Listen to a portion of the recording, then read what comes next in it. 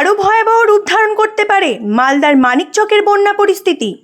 বিহারের কোশি নদীর বাঁধ খুলে দেওয়ায় হু হু করে জল ঢুকতে পারে মানিকচকের গঙ্গা ও ফুলহার নদীতে। সেই আশঙ্কার কথাই মাথায় রেখে প্রশাসনের তরফে রবিবার লাল সতর্কতা জারি করা হলো মানিকচকের 5টি অঞ্চলে। সেই 5টি অঞ্চল হলো ভূতনির দক্ষিণ চণ্ডীপুর, উত্তর চণ্ডীপুর, হীরানন্দপুর এবং মথুরাপুর ও গোপালপুর। তাই এই সমস্ত অঞ্চলে এদিন সকাল থেকেই পুলিশ প্রশাসনের তরফে শুরু হয়েছে সচেতনামূলক মাইকিং করে সাধারণ মানুষকে নিরাপদে আশ্রয় থাকার বার্তা দেওয়া হচ্ছে। আর এই বার্তা পেয়েই এদিন সকাল থেকে ভূতনির বিভিন্ন বন্যা কবলিত এলাকা থেকে মানুষজন সরে পড়ছেন নিরাপদ আশ্রয়ে।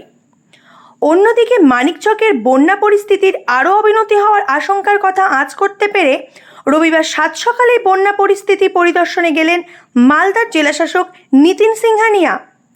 ভূতনি ব্রিজ সংলগ্ন এলাকা গিয়ে পরিস্থিতির ব্যাপারে প্রয়োজনীয় খোঁজখবর নেন। ভূতনির বন্যা দুর্গতদের জন্য ত্রাণ পাঠানোরও ব্যবস্থা করেন।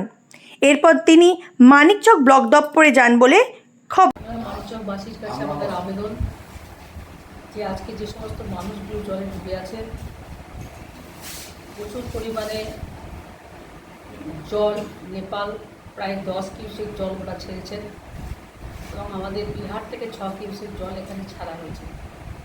এই জল যদি আসে তাহলে আমাদের প্রায় 3 ফুট জল বাড়তে পারে, মানে 1 মিটার জল বাড়তে পারে। আমি সমস্ত যারা নদীর তীরে যারা বাস করে, যারা বাঁধের ওই পারে বাস করে, প্রত্যেকটা মানুষের কাছে আমার একটা আবেদন যে আপনারা সবাই তৈরি থাকুন। আমরা যতটা পারবো আপনাদের রেস্কিউ করে নিরাপদ জায়গায় নিয়ে আসা হবে